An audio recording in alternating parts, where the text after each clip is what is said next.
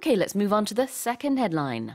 1 out of every 10 apartment transactions in Seoul during August set a new record high price, according to data from a real estate platform. 네, 국내 한 부동산 플랫폼 자료에 따르면 지난달 서울에서 거래된 아파트 10건 중 한 건이 신고가를 기록한 것으로 나타났습니다. Wow, that's quite a big percentage. And if we look at the whole country, apparently Seoul had the highest percentage. Jeju, actually. Jeju also had a high percentage. Jeju had 18%. Right. So that was the only place that the record high prices exceeded 10% of the transactions. And the largest price increase occurred in, this is not surprising to anyone who lives in Seoul, in Apgujeong. That's where we saw the largest price increase. 그렇군요. 지금 이제 서울 그리고 또 이제 제주도 같은 경우에도 제주도는 오히려 더 비율이 높네요. 18%면은 이제 그런 신고가를 기록한 부동산 거래가 있었다라고 합니다. Well, why don't we have a look at the expressions here? We're talking about transactions, apartment transactions. So in this case, it would be somebody purchases an apartment, purchases or rents. Either way, you're giving money in exchange for a product or service. Right. That's usually what you'll see transactions as. But sometimes you'll also see transactions, for example, in sports.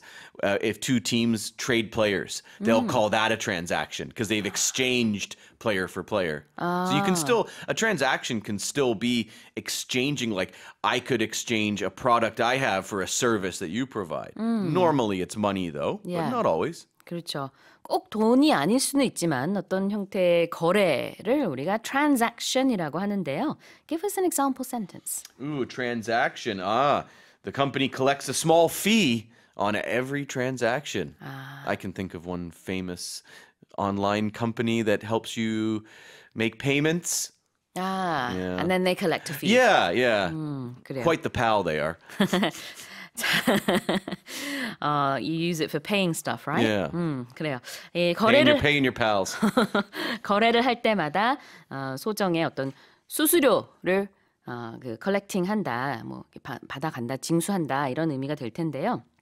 여기서 거래, transaction이 나왔고 보통 collect a fee라고 하면은 뭔가를 걷어들인다라는 의미가 있습니다. 우리가 tax 할 때도 collect tax 얘기 많이 하기도 하죠.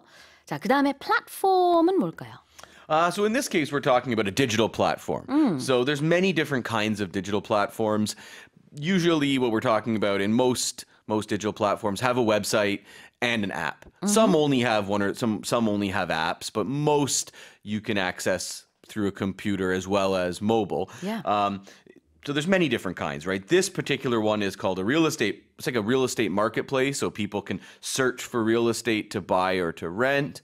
But there's so many other kinds of platforms. The biggest ones would be, of course, social media platforms. Right? Everybody uses all the various ones. You've got other ones like knowledge platforms like Quora, where you can go and ask questions. So many of those types. Then you've got media sharing platforms.